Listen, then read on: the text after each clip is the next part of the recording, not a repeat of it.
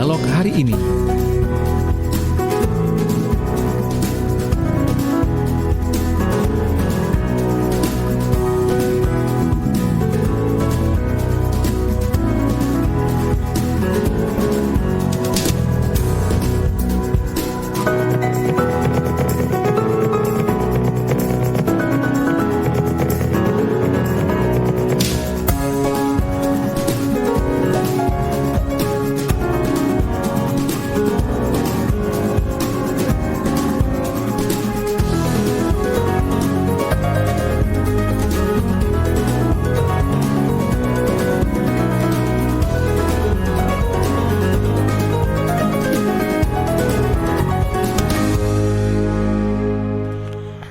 Selamat siang, Assalamualaikum warahmatullahi wabarakatuh. Apa kabar? Senang sekali kami bisa hadir untuk menjumpai Anda dalam program Ngaji Hukum untuk edisi hari ini di hari Sabtu, weekend, akhir pekan, tanggal 9 Oktober 2021. Tema kita seperti flyer yang sudah kami broadcast di beberapa sosial media, di antaranya di Facebook, dan juga di fanpage, Twitter. Kalau untuk Instagram, saya nggak tahu kenapa Instagram mungkin lagi down gitu ya. Sehingga saya coba beberapa kali untuk posting flyer ngaji hukum hari ini, kok kelihatannya tidak bisa gitu ya. Tapi tidak ada masalah, tidak berpengaruh terhadap perbincangan kita untuk kesempatan siang hari ini. Tema kita adalah incest dan budaya rape culture bersama Sudirowisodo SHI SHMH MKN, Sekretaris LPBHNU, Lembaga Penyuluhan dan Bantuan Hukum NU Kabupaten Sidoarjo, di mana program ini juga bisa Anda simak di Radio Suara Sampang, Radio Guyub Rukun RGR Tulungagung, Ersal FM Nganjuk, dan Radio Praja Angkasa Trenggalek. Untuk Anda yang bergabung, silakan nanti bisa bertanya-tanya di WA kami 0811 309 1009, atau Anda juga bisa simak secara langsung live streaming kami di channel YouTube kami LPPL Radio Suara Sidoarjo. Sementara untuk hasil rekamannya bisa Anda cek di channel kami satunya di Suara Sidoarjo Channel. Baik, kalau melihat informasi yang lagi viral, yaitu tentang dugaan ayah perkosa 3 anak di Luwu, Sulawesi Selatan. Ini yang kabarnya di stop ya. Dan kalau coba Anda ketik tentang pelecehan seksual, pemerkosaan begitu, beritanya pasti banyak dan juga beragam gitu ya. Ini kita sekali lagi turut prihatin kalau ada kejadian-kejadian seperti ini. Baik, saya sudah tersambung dengan Al Mukarram, Kang Diro. Assalamualaikum Kang Diro. Iya, ini suara saya kok menggema, berasa di panggung gitu ya. Halo? Ya, halo. Iya. Waalaikumsalam warahmatullahi wabarakatuh. Iya, ini kenapa? Kok suara saya menggema? Serasa berada di gua gitu ya. Halo, apa kabar? Dari sana ya? Oke. Baik. Halo, Kang Diro? Ya, halo. Ini masih berkembang. Masih. Oh, di sana sepertinya. Baik. Kang Dira, kita jeda dulu ya. Nanti sambil kita benahi dulu audionya biar semut enak didengar gitu ya. Saya putarkan dulu beberapa pesan berikut ini.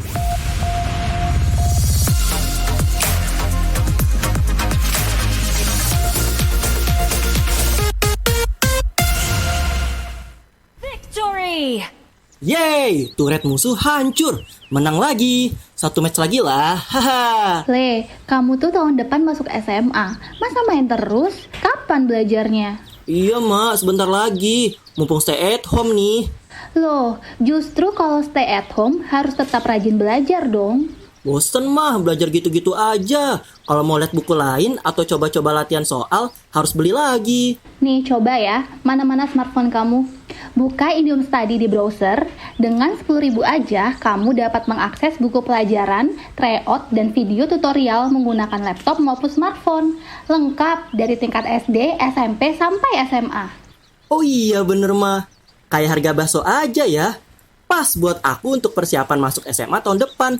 Perlu banyakin latihan soal nih. Nah, pinter. Belajar yang rajin ya. Wujudkan bersama IndiHome. Sudah lama kita melalui masa-masa berat.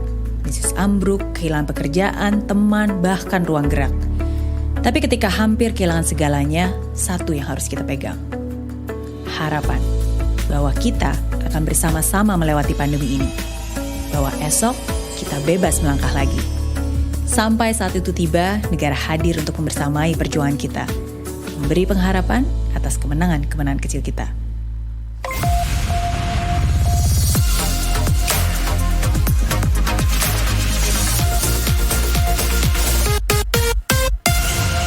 Baik, terima kasih Anda masih bersama kami. Mohon maaf tadi sempat ada sedikit kendala teknis. Suara saya berasa eko, apalagi juga suaranya Kang Diro. Kita coba lagi.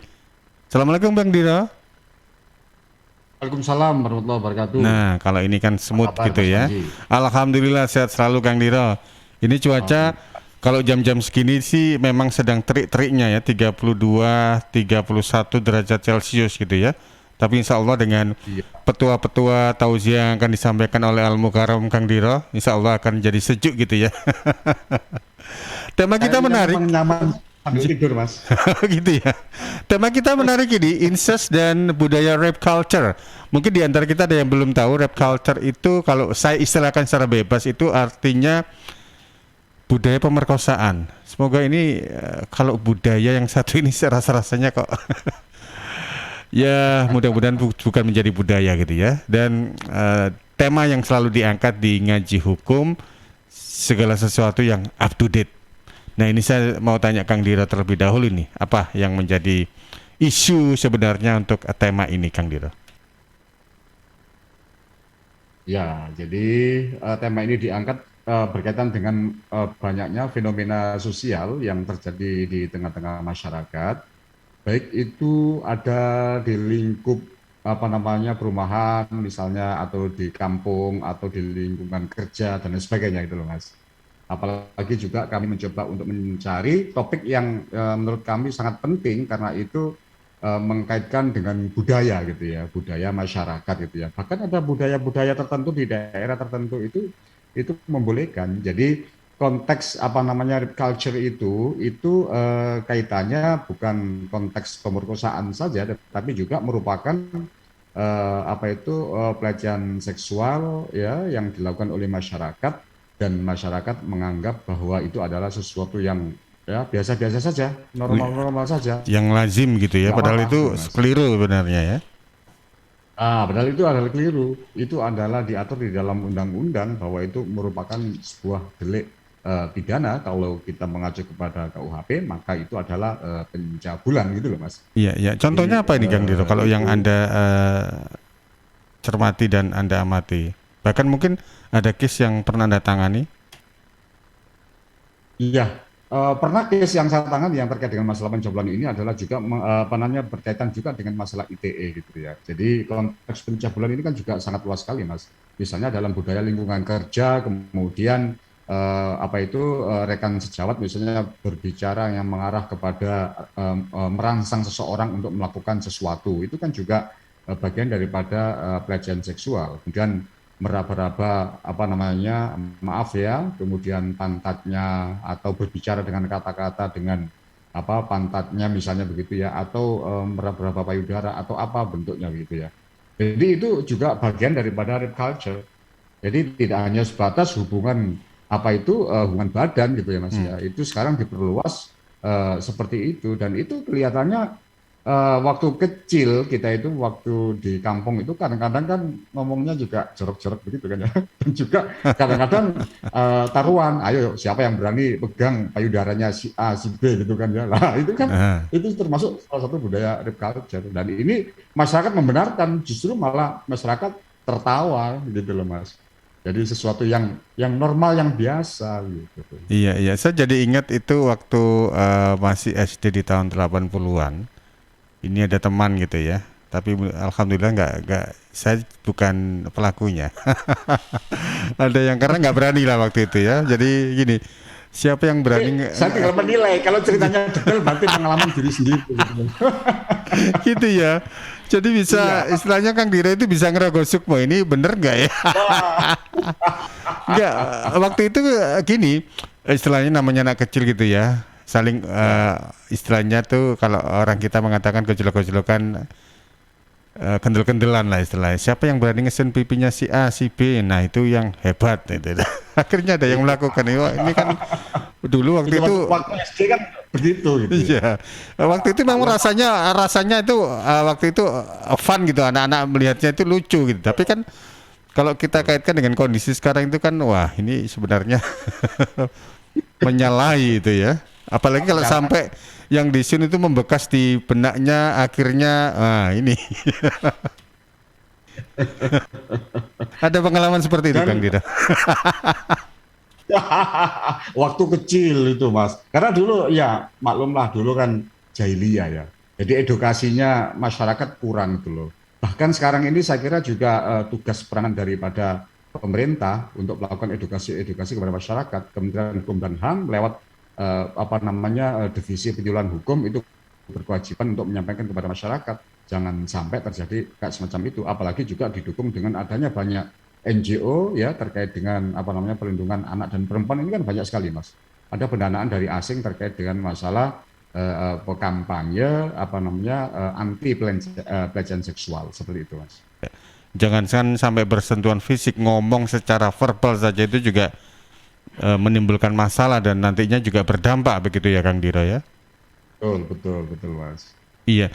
Tapi kalau Anda melihat kondisi itu kan memang kalau dulu dengan sekarang itu kan memang mungkin literasi di zaman sekarang itu kan lebih banyak gitu ya. Informasi juga apalagi dengan HP kita itu kan semakin banyak tahu dan ngerti ini yang boleh, ini yang nggak boleh dan sebagainya.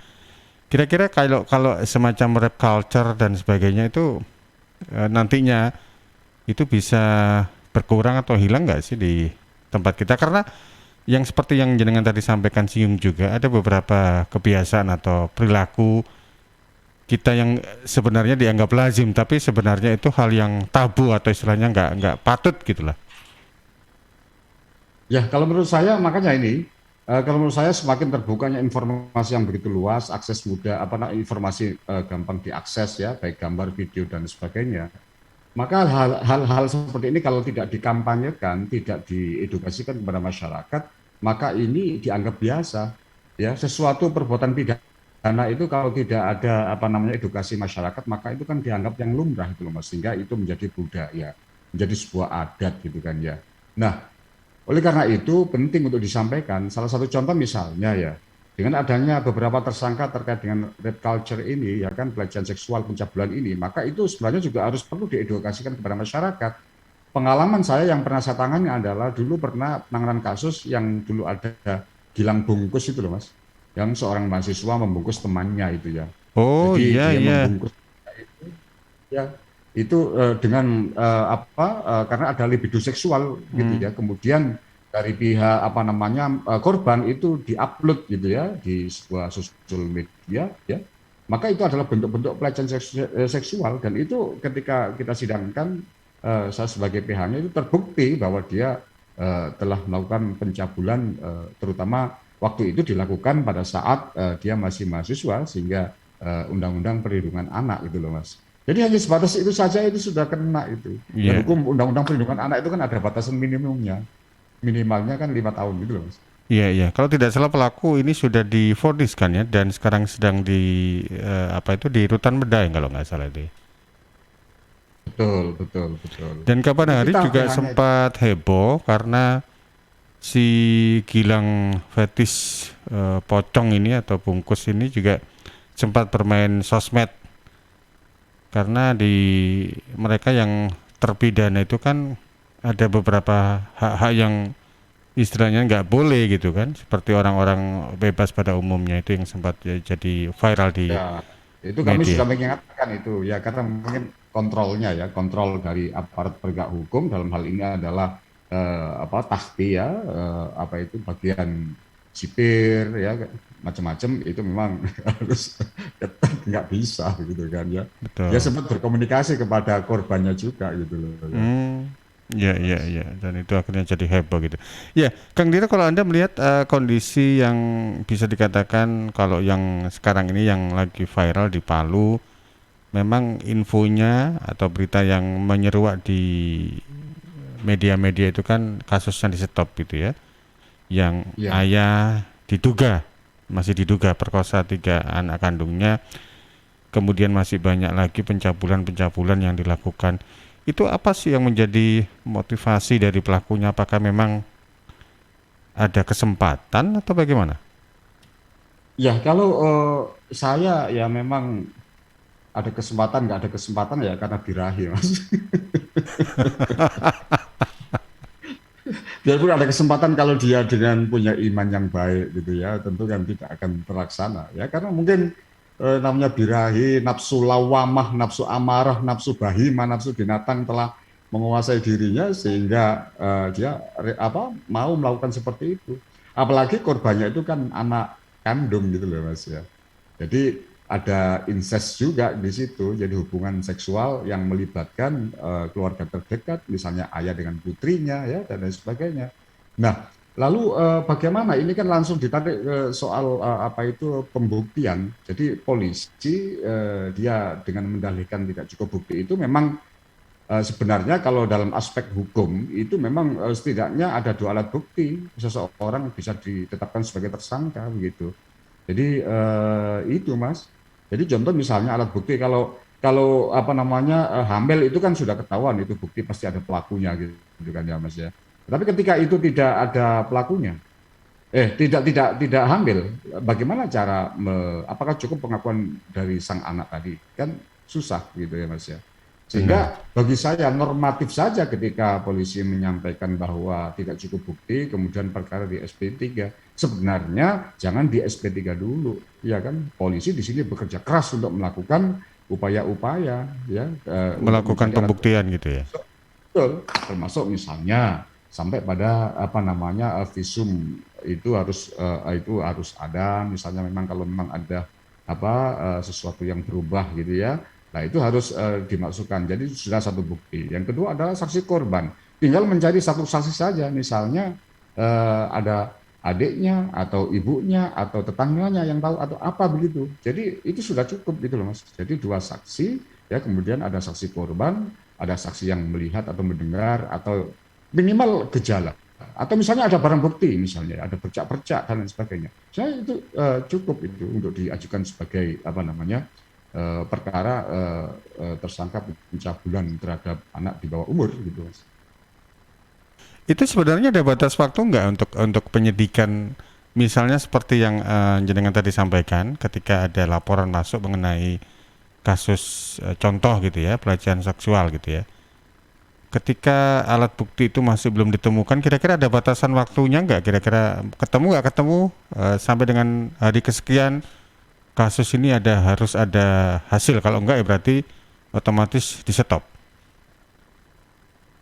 Oh, tidak ada, Mas. Jadi batasan hukumnya itu ya sampai tersangkanya misalnya meninggal dunia gitu ya.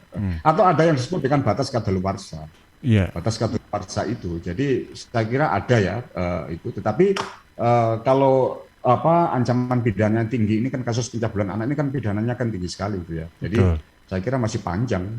Makanya jangan keburu-buru untuk melakukan SP3 sambil mengatakan bahwa menunggu bukti baru gitu. Mestinya polisi harus terus melakukan penyelidikan gitu. Adanya laporan seperti itu ya kan memang jangan langsung polisi terus melakukan pengintaian ya dan sebagainya sehingga cukup ditemukan sebuah bukti gitu Mas. Jadi maka menurut saya terlalu prematur, terlalu cepat lah kalau polisi sudah mengambil sikap langsung SP3 begitu. Iya. Padahal saksi ada visumnya kan sudah bukti surat kalau masuk kepada. Iya, Kang Diro, alat bukti apa yang istilahnya memang harus 3 kalau nggak salah ya. Misalnya 2 saja itu akhirnya berkas dinyatakan P21, itu alat bukti apa yang istilahnya nggak perlu harus semuanya alat bukti, tapi ada beberapa item gitu yang bisa dikatakan ini bisa dinaikkan dalam tingkat penyidikan atau tingkat pemeriksaan selanjutnya itu seperti apa Kang Diro? Ya, kalau mengacu kepada pasal 184 KUHP, Kitab Hukum Acara Pidana itu Mas ya. Jadi alat bukti dalam perkara pidana itu ada 5. Yang pertama adalah saksi. Ya saksi ini keterangan saksi ini minimal 2 orang gitu ya. Termasuk misalnya ada saksi korban gitu ya. Yang kedua adalah bukti surat, ya kan? Bukti surat itu misalnya dalam visum itu kan sudah merupakan salah satu bukti surat. Kemudian yang ketiga adalah ahli. Ahli di sini misalnya dokter menyatakan dalam keahliannya, ya kan? Jadi di samping ada surat, ada ahli yang menyatakan bahwa memang benar bahwa telah terjadi ada benda asing yang masuk ke dalam misalnya vaginanya begitu, ya kan? Jadi sudah cukup sebenarnya ini, ya kan? Kemudian yang ketiga adalah bukti keterangan terdakwa gitu, atau yang kalau secara urutan adalah bukti petunjuk gitu. Dengan adanya rangkaian saksi-saksi, bukti surat, ahli, polisi bisa memperoleh sebuah petunjuk bahwa perbuatan itu terlaksana gitu. Kemudian yang terakhir adalah baru dilakukan interogasi, yaitu pengakuan daripada tersangka gitu. Maka sebenarnya dalam proses pembuktian menurut kami itu sangat gampang sekali sebenarnya gitu kalau memang betul-betul serius gitu. Apalagi dalam kalau misalnya ada hubungan badan ya, jadi itu seperti itu. Tapi kalau menyangkut masalah meraba-raba payudara dan lain sebagainya itu kan sulit untuk bukti suratnya. Apa kira-kira habis dipegang terus bengkak gitu kan enggak kan? Nah itu loh Mas. Jadi Iya, betul.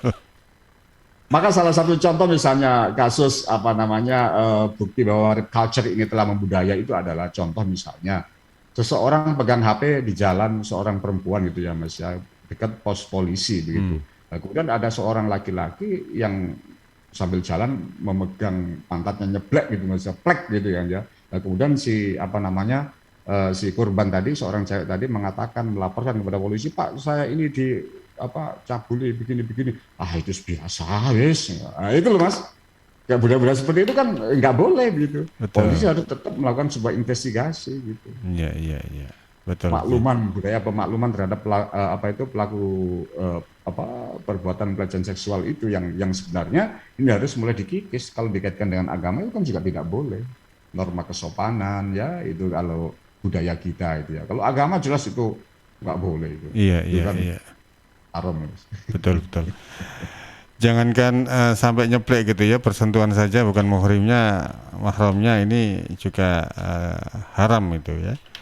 Dan kita tahu kalau saya coba cek Iya. di website dw.com, ini ada beberapa provinsi yang rawan terhadap pelecehan seksual, di antaranya yang pertama itu di Aceh, kemudian yang kedua di Jawa Timur, yang ketiga di Jawa Barat, yang keempat DKI Jakarta, dan yang kelima di Sumatera Selatan ya. Ini karena dibuktikan dari hasil kasus pemerkosaan dan pelecehan seksual terhadap perempuan. Ini yang sempat saya kutip dari dw.com. Tapi di sisi lain begini kan, mungkin korban dalam hal ini, kalau yang tadi disampaikan seperti pelecehan atau pencabulan terhadap anak di bawah umur, memang ada undang-undang perlindungan anak dan itu hukumannya cukup berat gitu ya. Tapi dari sisi psikis dan juga mungkin mental itu kan nggak setangguh orang dewasa, apalagi sampai disertai ancaman dan sebagainya. Apalagi juga pelakunya ini mungkin orang terdekat, entah itu saudara, apalagi yang sampai yang fatal itu ayah kandungnya sendiri kan. Dalam arti kata ini korban ini kan nggak bisa dalam tanda kutip tidak bisa berkutik begitu kan. Jadi hal-hal seperti ini kalau Anda melihat ini menjadi sebuah boleh dibilang ini kayak sebenarnya kalau mau melapor mungkin ada lebih banyak lagi gitu ya, fenomena gunung es atau seperti apa ini Kang Dira? Ya, ini kan memang makanya perlu adanya undang-undang perlindungan anak dan perempuan karena seorang wanita dan anak itu adalah tidak sepadan dengan seorang laki-laki gitu loh Mas ya. Jadi perlu perlindungan. Oleh karena itu memang ada beberapa daerah ya, termasuk ini amanat daripada undang-undang, setiap kabupaten kota itu kan pasti ada NGO yang bergerak di bidang anak dan perempuan. Tugasnya adalah untuk melakukan pendampingan, menguatkan apa namanya itu menguatkan dia supaya kalau terjadi persoalan hukum dia itu berani untuk melakukan semacam ya pelaporan ya. Jadi itu tugasnya bukan edukasi. Karenanya ketika ada apa namanya perbuatan pelecehan seksual baik dilakukan oleh orang terdekat, saudara kandung dan sebagainya, biasanya mereka memang kalau melaporkan secara langsung memang takut gitu ya Mas ya. Sehingga perlu adanya tenaga pendamping. Nah, tenaga pendamping ini kan dapat diperoleh melalui sebuah NGO gitu ya. Di mana di dalam sebuah NGO itu pasti di sana itu ada konselor, ada tenaga psikologi dan juga termasuk mereka berjejaring dengan beberapa OBH, organisasi bantuan hukum gitu loh Mas. Ya.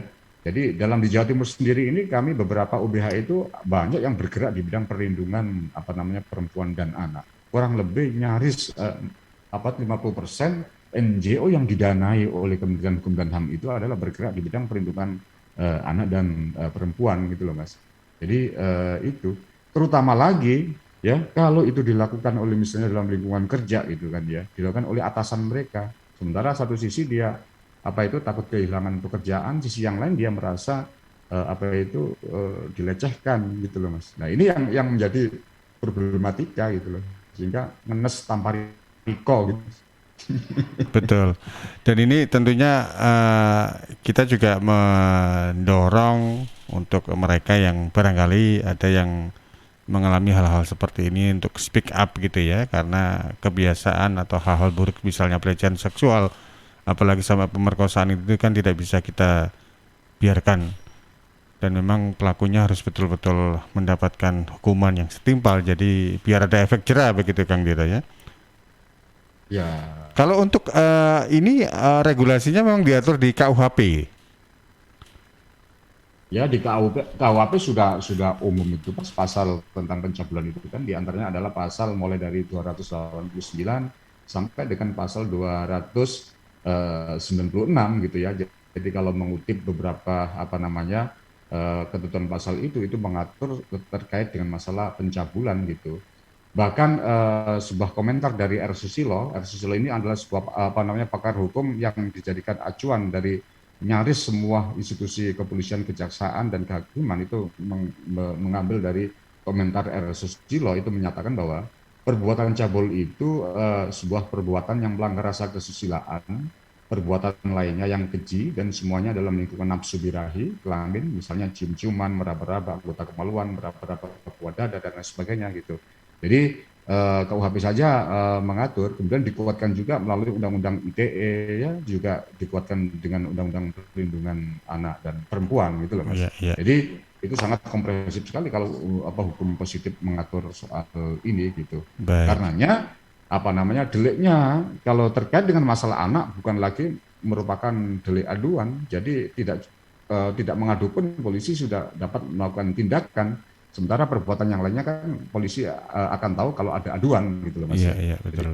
Baik. Orang dewasa ya, maka itu delik aduan, tetapi terhadap anak-anak bukan lagi merupakan delik aduan, tetapi delik pidana murni atau dalam konteksnya adalah relatif gitu ya Mas ya. Jadi aduan relatif gitu. Baik. Itu ancaman hukumannya bisa sampai berapa tahun ini? Ya kalau KUHP-nya sih maksimal 1 tahun ya Mas ya. Tetapi kalau kalau ITE-nya 5 tahun, kemudian kalau Undang-Undang Perlindungan Anak dan Perempuan ya minimal, jadi batasannya minimal 5 tahun, maksimal 15 tahun ya. Bahkan juga ada Perpu tentang hukuman kebiri. Itu memang sudah sudah dijalankan ya, yang Perpu itu, peraturan perundang-undangan. Sudah Mas. Sudah. Oh, iya. Tapi mungkin saya nggak update atau bagaimana. Sampai sekarang kok tidak ada info mengenai hal ini. Maksudnya orang yang akhirnya dikebiri gitu. Atau memang belum ada yang sepanjang yang. Ya, kalau soal Ya, soal putusannya memang kayaknya masih belum ada gitu ya. Kalau ada itu mungkin wah rame itu. Menjadi sejarah itu ya. Betul. Baik. Kang Dira, kita jeda dulu. Kelihatannya ini banyak pertanyaan yang sudah masuk ini, yang sudah dihimpun redaksi di 0811 309 1009. Nanti kita akan kembali sesudah kita ikuti beberapa pesan komersial berikut ini. Dan sahabat, masih bersama di program Ngaji Hukum dengan tema incest dan budaya rape culture atau budaya pemerkosaan bersama Sudir Husodo, SHI, SHMH, MKN, Sekretaris LPBHNU, Lembaga Penyuluhan dan Bantuan Hukum NU Kabupaten Sidoarjo. Kami akan kembali sesudah kita ikuti beberapa pesan berikut ini.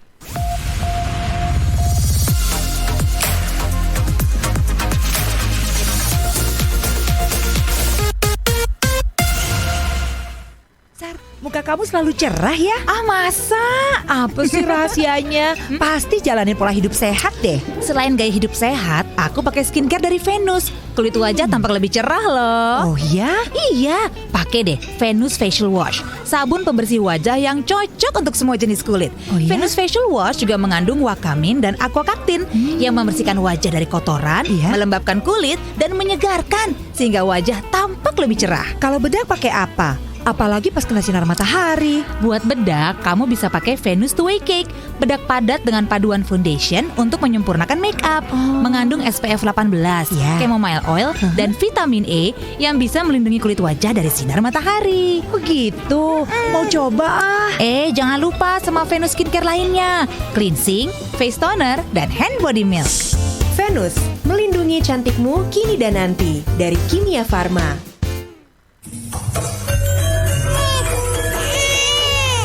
Arek-arek iku rame lapo sih? Mulakno, nek dikandani wong tuwek dirungokno, nek durung siap duwe anak, gak usah rabi. Anake loro, pilek, watuk, ono seseke. Loh, bahaya iku. Ngomong dorong, budalo nang bidan. Hati-hati dan waspada ya. Demam, batuk, dan susah nafas bisa jadi itu tanda-tanda pneumonia atau infeksi paru-paru. Penyebabnya bisa virus, bakteri, atau jamur. Mudah menular lewat droplet saat batuk atau bersin. Tapi, ini bisa dicegah dengan pemberian imunisasi PCV pada bayi dan anak. Imunisasi PCV selain mencegah pneumonia, juga bisa mencegah radang selaput otak atau meningitis dan radang telinga tengah atau otitis media. Imunisasi PCV diberikan pertama pada bayi usia 2 bulan, dilanjutkan pada usia 3 bulan, dan dosis ketiga saat anak usia 12 bulan. Imunisasi PCV bisa didapat di posyandu, bidan, puskesmas, rumah sakit, klinik kesehatan, praktek dokter mandiri, dan layanan kesehatan lain yang menyediakan imunisasi. Lapo guyu-guyu dewe. Putune wis sehat, Cak. Wis diimunisasi PCV pisan. Seneng aku. Gak pengen ngeramut bayi maneh ta? Ayo tak gaweno. Iklan layanan masyarakat ini persembahan Dinas Kesehatan Kabupaten Sidoarjo.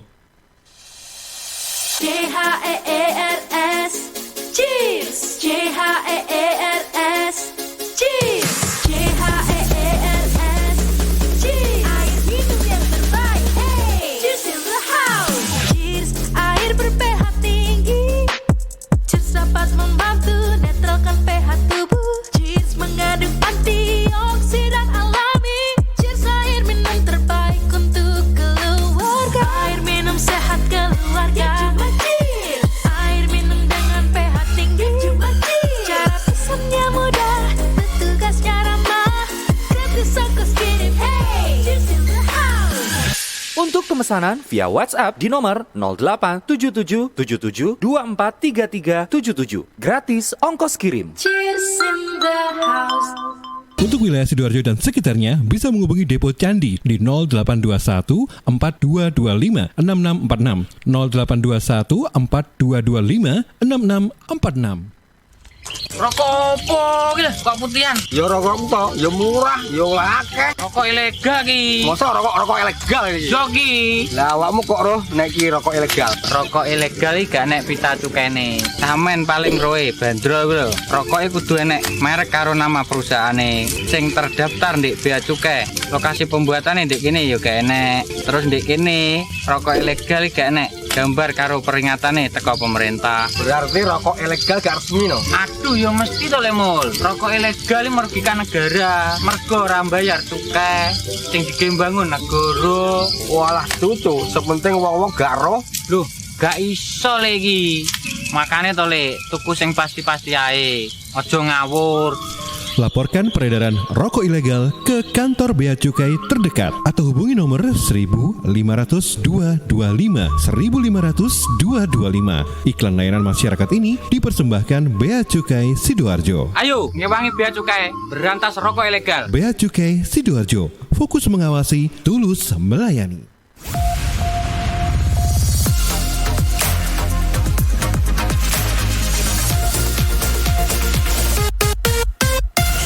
Baik, terima kasih untuk Anda sahabat pendengar dan pemirsa, masih bersama di program Ngaji Hukum dengan tema incest dan budaya rape culture atau rape culture bersama Kang Diro, Sekretaris LPBHNU Kabupaten Sidoarjo, dan juga saya coba cek ke redaksi. Kang Diro, mohon izin. Silakan, ada beberapa pertanyaan ini yang sudah dihimpun oleh redaksi. Niki. Baik, ini sudah ada beberapa pertanyaan yang masuk di redaksi. Yang pertama ada dari Twitter @aditya. Bagaimana ya Pak pendampingan hukum dan psikologi untuk korban pemerkosaan sendiri? Lalu ada dari Rina di Waru. Perilaku atau kegiatan apa saja ya yang termasuk rape culture? Apa betul candaan yang mengarah pada topik seksual dan yang melibatkan orang lain termasuk rape culture? Lalu bagaimana meyakinkan seorang victim blaming agar berani speak up? Itu dulu mungkin Pak Panji. Baik, terima kasih Niki dan juga untuk beberapa sahabat yang sudah bertanya tadi dari Aditya. Kemudian siapa tadi? Rina dan yang terakhir? Baru dua dulu. Baru dua, oke, berarti Aditya dan Rina ya. Monggo tanggapannya Kang Dira. Ya, yang pertama ini pemerkosaan sendiri ini gimana maksudnya, Mas? Yang pertama yang itu. Dari Aditya, coba saya bacakan kembali ya. Bagaimana ya Pak pendampingan hukum dan psikologi untuk korban pemerkosaannya itu sendiri bagaimana? Oh, jadi dari sisi untuk istilahnya itu traumatic healingnya itu biasanya korban-korban pemerkosaan ini apa ada upaya untuk memulihkan kondisi mental psikisnya? Enggak, kalau dari pengalaman yang selama ini Anda tangani kasus-kasus terkait dengan hal ini, Kang Dira? Ya, biasanya dapat dilakukan oleh NGO ya, NGO yang bergerak di bidang pendampingan anak dan perempuan, terutama di perempuan ya. Jadi kasus-kasus KDRT misalnya ya, itu kalau kejahatan seksual dilakukan di dalam rumah tangga. Tetapi kalau dilakukan di luar, misalnya kasus perusahaan, maka tentu di dalam sebuah NGO tadi itu ada lembaga konsultasi. Jadi lembaga konsultasi itu di dalamnya adalah ada psikolog ya dan lain sebagainya gitu. Jadi tujuan adanya psikolog itu adalah untuk memulihkan supaya dari rasa trauma misalnya ya, supaya mereka normal. Jadi sang psikolog ini masuk ke dalam problematika si perempuan atau korban tadi, kemudian diajak untuk keluar dari persoalan gitu ya. Jadi itu. Nah kemudian kasus hukumnya tetap lanjut, tetap berjalan gitu. Itu Mas. Jadi ya itu memang tugas daripada psikolog ya. Iya. Tapi itu biasanya kurun waktunya nggak singkat gitu ya, karena mental itu kan nggak kayak kita membuat puding atau apa gitu. Jadi butuh proses itu ya. Baik, itu masuk di LPSK nggak? Lembaga Perlindungan Saksi dan Korban? Tidak masuk, Mas. Jadi masuk. Jadi dia kalau misalnya ada rasa ketakutan kemudian untuk melaporkan, kemudian dia harus dilindungi oleh Lembaga Perlindungan Saksi dan Korban gitu, LPSK gitu.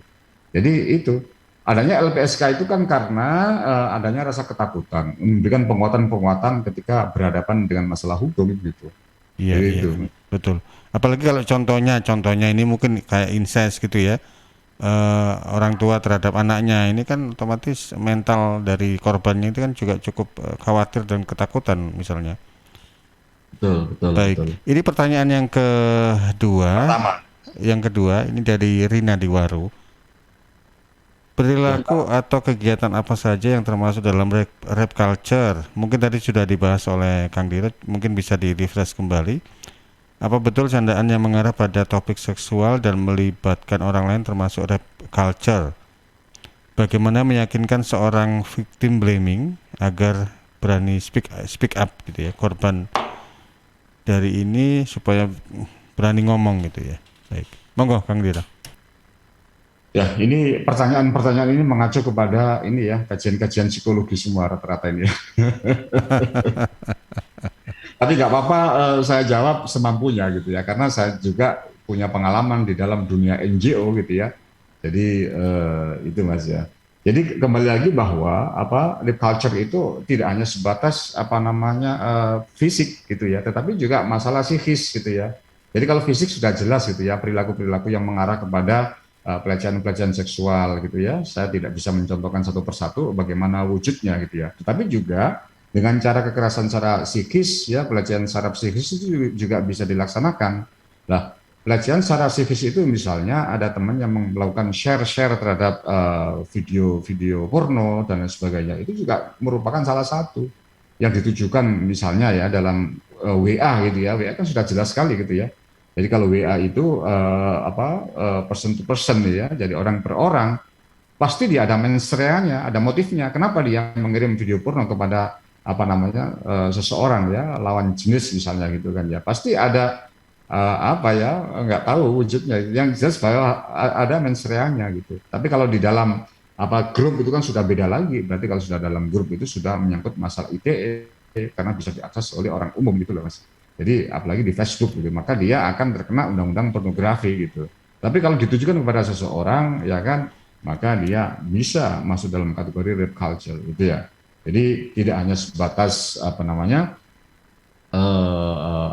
fisik, tapi juga psikis gitu ya. Jadi saya kira itu batasannya lah Mas. Jadi itu. Kemudian juga terkait dengan masalah soal keberanian gitu ya, memang harus ada keberanian ya kan. Rata-rata kan memang yang terjadi itu misalnya dalam kasus-kasus misalnya incest ya, itu baru diketahui kalau kita melihat di media gitu ya, baru sudah berapa kali, yang keberapa kali ya kan, dan orang tuanya ibunya baru melaporkan. Atau mungkin ini korbannya tiba-tiba berbadan dua gitu kan?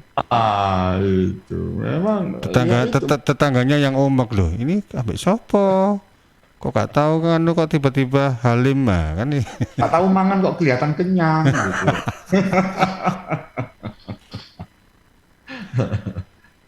Nah seperti itu yang terjadi.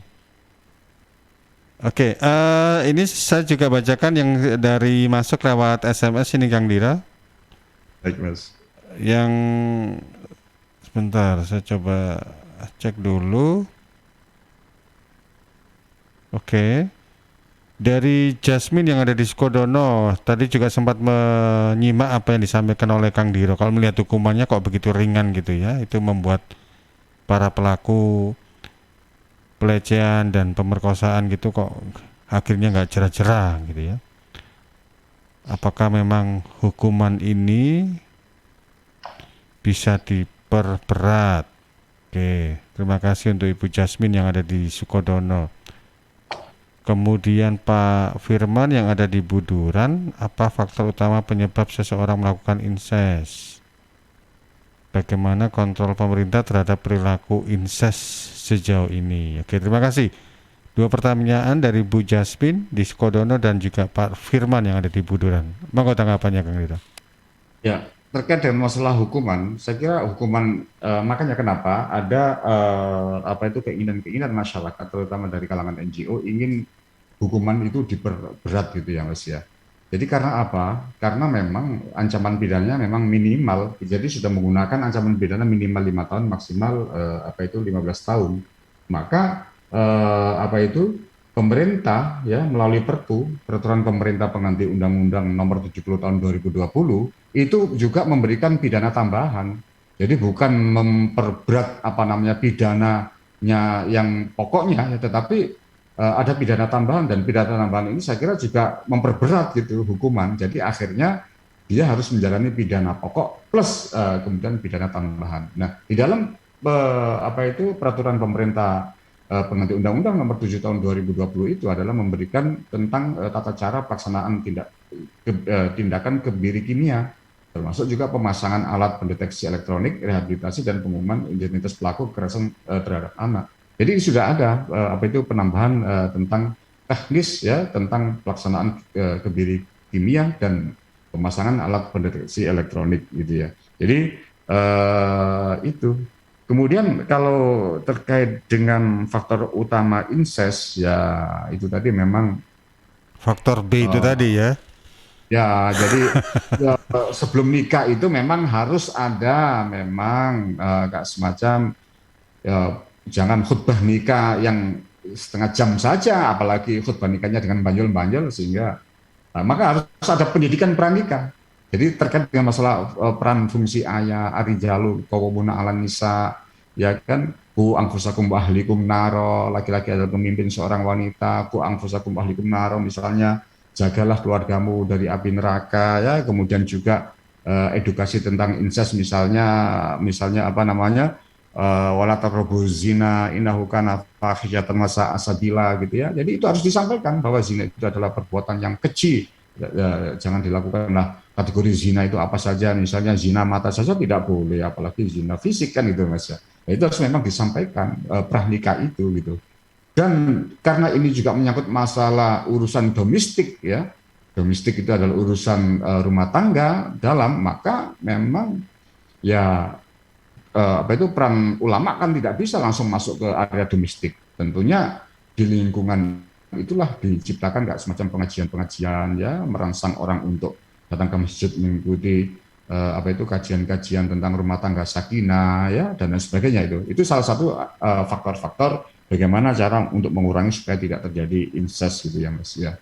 Nah, terkait dengan masalah kontrol pemerintah, nah tentunya pemerintah itu juga tidak lepas dari tanggung jawabnya terkait, karena ini adalah hak dasar manusia untuk mendapatkan, atau warga negara untuk mendapatkan informasi yang benar, dan itu kewajiban negara untuk menyampaikan tentunya. Maka kewajiban negara ya to respect, to protect, to fulfill ya, to respect-nya itu adalah membuat seperangkat peraturan perundang-undangan yang melindungi seorang perempuan dari KDRT misalnya, kemudian menciptakan sebuah lembaga-lembaga dengan budgeting misalnya untuk melakukan edukasi masyarakat, penyuluhan melalui misalnya Dasa Wisma, BKK ya, dan lain sebagainya. Jadi itu harus galak untuk dilaksanakan ya, dilaksanakan secara ya sesering mungkin gitu ya Mas ya. Gitu. Sehingga tentu ada budgetingnya. Iya, ini ada pertanyaan menarik ini Kang Diro, tidak mau disebut namanya. Pertanyaannya begini, seseorang ini kan, sebentar saya bacakan dulu biar saya nggak salah menyampaikan ini. Dulu dengan pasangannya dengan pasangan yang sekarang ini sudah menikah. Pasangannya pernah bercerita kalau dulu dia itu pada waktu pacaran pernah melakukan hubungan intim dengan pacarnya, tapi bukan dengan pasangan yang sekarang. Apakah hal ini bisa dilaporkan karena mungkin pasangan yang sekarang sudah menikah ini tidak terima begitu? Wah, ini masa lalu ini. Saya jadi ingat lagunya Inul ini, masa lalu. Ini lagunya, saya nggak tahu, ini kan mungkin subjeknya kan beda gitu ya. Jadi kalau saya itu Mas, lagu itu loh Mas, Mawar Berduri. Nah itu. Jadi seseorang, kalau saya boleh saya coba ilustrasikan tadi gini. Misalnya contoh si A sudah menikah dengan si B gitu ya. Si B ini sebelum menikah dengan si A pernah pacaran dengan si C. Pada waktu pacaran pernah melakukan hubungan intim. Dan ketika menikah dengan A, akhirnya A ini mengetahui kalau dulu pada waktu pacaran itu pernah melakukan hubungan intim. Apakah A bisa melaporkan masa lalunya si B karena pada waktu sebelum menikah itu melakukan hubungan intim karena mungkin dia merasa nggak nyaman atau nggak terima begitu?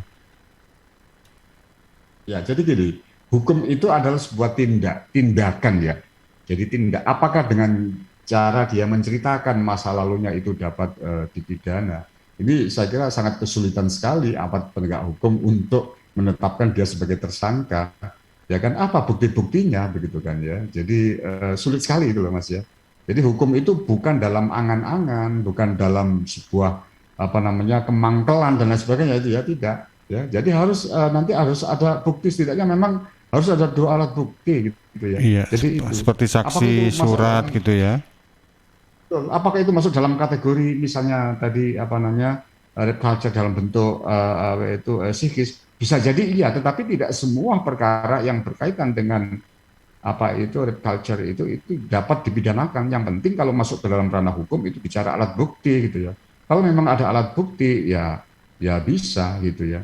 Tetapi menurut agama sebenarnya si laki-laki tadi ini harus belajar agama dulu gitu ya. Dalam hal soal ketika ada si laki-laki yang mana? Yang si A atau yang si C? Pasangannya sekarang atau pacarnya yang dulu? Yang pasangan yang sekarang itu yang menceritakan tentang hubungannya itu ya. Maka itu dia ketika itu adalah aib, maka dia harus pandai menyembunyikan aibnya, walaupun itu aib diri sendiri. Maka ketika istrinya misalnya minta kejujuran, apakah dulu pernah begini begitu, ya jangan jawab, oh iya cerita apa adanya, itu yang menjadi repot sehingga retak dalam hubungan rumah tangga. Makanya Islam itu adalah sangat memelihara aib. Ketika terjadi ada aib, maka sebaik-baik Muslim itu adalah dapat menyembunyikan aib dari saudaranya sendiri, apalagi dirinya sendiri gitu ya. Jadi itu hanya cukup Allah sajalah menyampaikan aibnya itu sambil beristighfar itu. Baik. Jadi kalau seperti case-case seperti itu, memang kalau memang mau diteruskan juga harus ada memenuhi alat bukti yang tadi seperti yang Kang Diro sampaikan, harus ada saksi, surat yang menunjukkan hal tersebut gitu ya. Kemudian ada keterangan ahli juga gitu ya.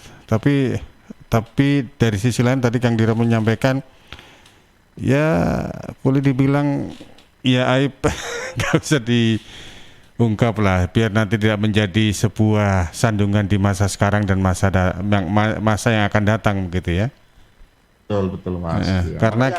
Karena kita programnya kan ngaji hukum, jadi nggak hanya dari perspektif hukum saja, tapi dari sisi perspektif Islam juga gitu. Ya, itu bedanya Mas. Baik, jadi pesan untuk Anda terhadap pasangan ini ya sebaiknya apa ini? Lupakan atau anggap itu apa masa lalu atau bagaimana Kang Dira? Ya nggak usah direken, ya memang ono mangkal dikit, tapi ya sudah itu kan memang masa lalu gitu kan.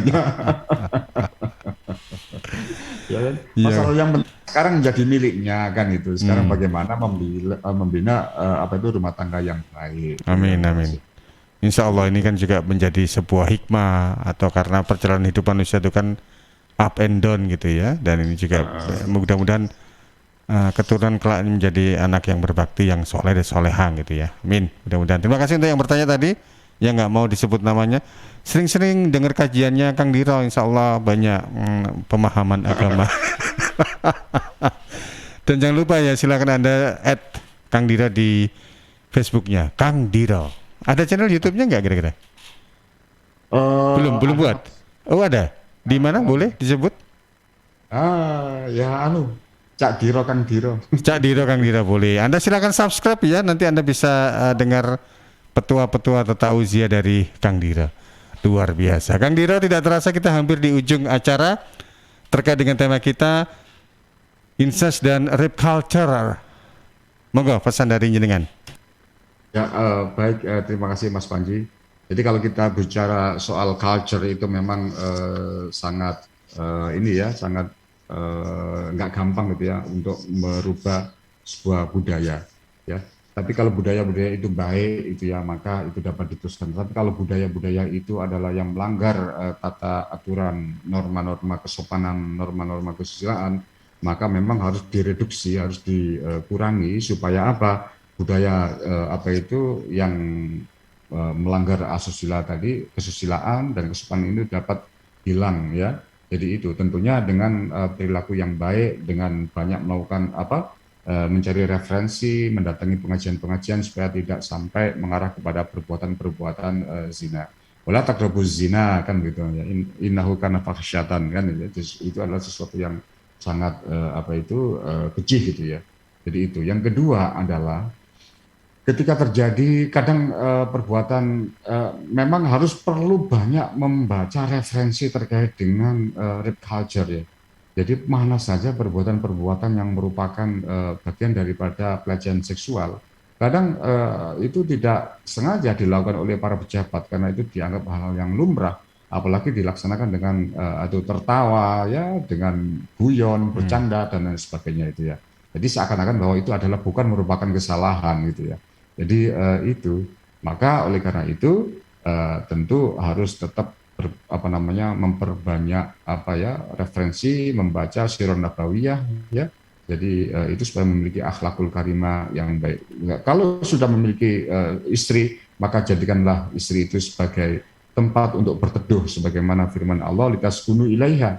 Jadikan istrimu itu sebagai tempat berteduh, tempat yang sakinah ya, tempat yang menenangkan jiwa begitu. Supaya apa? Dengan adanya tempat berteduh ya, tadi merasa nyaman, tentram terhadap pasangannya tadi, maka dapat mendatangkan mawaddah warahmah, akan mendapatkan sebuah kebahagiaan, saling kasih mengasihi dan sayang menyayangi gitu ya. Kemudian yang ketiga, terkait untuk mengikis mereduksi budaya rape culture ini tentu dibutuhkan peran daripada stakeholder. Dalam hal ini adalah pemerintah, baik itu pemerintah pusat, dalam hal ini mungkin untuk masalah edukasi hukum diwakili oleh Kementerian Hukum dan HAM, dan juga pemerintahan daerah terkait dengan masalah budgeting, ya, kemudian menciptakan sebuah lembaga-lembaga pelindungan anak dan perempuan supaya apa? Akses keadilan itu dapat dicapai oleh orang-orang yang dianggap tidak berdaya seperti anak dan perempuan itu. Jadi itu, dan memberikan tempat lembaga-lembaga konseling-konseling. Saya kira itu, Mas. Masya Allah, luar biasa. Terima kasih Kang Dira untuk waktunya, dan juga terima kasih untuk Anda sahabat pendengar dan pemirsa yang sudah bertanya dan juga sempat memberikan pemahaman serta boleh dibilang kadang ada juga yang tadi sempat nanya soal hukumannya kok kurang berat gitu. Oke. Apapun itu, terima kasih untuk Anda yang sudah berinteraksi di 0811 309 1009. Insya Allah kita akan bersua kembali dalam program Ngaji Hukum di 1 minggu ke depan, tentunya dengan info atau dengan isu-isu aktual seperti yang sekarang ini yang sedang kita angkat, yaitu tentang incest dan rape culture ya. Insya Allah di minggu depan isu apa lagi? Nah, ditunggu saja. Anda ikuti setiap hari Sabtu jam 1 sampai jam 2, tentunya dengan Kang Diro atau juga dengan Ustadz Makin. Terima kasih Kang Diro untuk waktunya. Salam juga untuk keluarga, semoga selalu sehat. Assalamualaikum. Assalamualaikum warahmatullahi wabarakatuh. Baik, demikian tadi sahabat pendengar dan pemirsa, Anda sudah ikuti program Ngaji Hukum edisi hari ini dengan tema incest dan rape culture bersama Sudiro Soda, saya MH MKN, Sekretaris dari LPBHNU, Lembaga Penyuluhan dan Bantuan Hukum NU Kabupaten Sidoarjo. Atas nama kerabat yang bertugas, saya Panji akhiri tugas. Terima kasih, selamat siang dan selamat berakhir pekan. Jangan lupa untuk tetap jaga kesehatan. Sampai jumpa.